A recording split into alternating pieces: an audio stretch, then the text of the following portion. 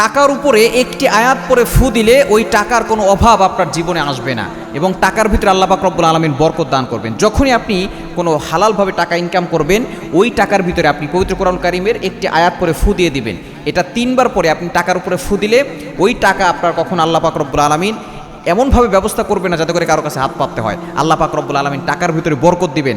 আপনি ওই টাকার ভিতরে এমন বরকত পাবেন, মানুষ 1 লক্ষ টাকায় যে কাজ করতে পারে না, আপনি 10,000, 20,000, 30,000 টাকা দিয়ে তার থেকে বেশি উপকার পাবেন। এটাকে বলা হয় বরকত। দেখবেন আল্লাহ পাক রব্বুল আলামিন যখন বরকত দেন তখন সে উপলব্ধি করতে পারে।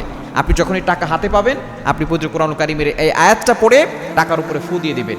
আয়াতটি হচ্ছে পবিত্র কোরআনুল কারীমের 5 নম্বর পারা 10 নম্বর পৃষ্ঠা 3 নম্বর লাইন, সূরা নিসায়ের 81 নম্বর আয়াতের শেষের অংশ, ওয়াকাফা বিল্লাহি ওয়াকিলা। ওয়াকাফা বিল্লাহি ওয়াকিলা।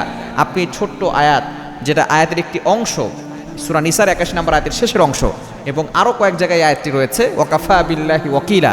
এই শব্দটা যদি আপনি মাত্র 3 বার পরে টাকার উপরে ফু দিতে পারেন, আগে পরে যদি একবার ছোট করে দুরূদ শরীফ পড়ে নিতে পারেন, দেখবেন ওই টাকার ভিতরে আল্লাহ পাক রব্বুল আলামিন বরকত দিয়ে দিবেন এবং ওই সম্পদের ভিতরে আল্লাহ পাক রব্বুল আলামিন বরকত দিয়ে দিবেন।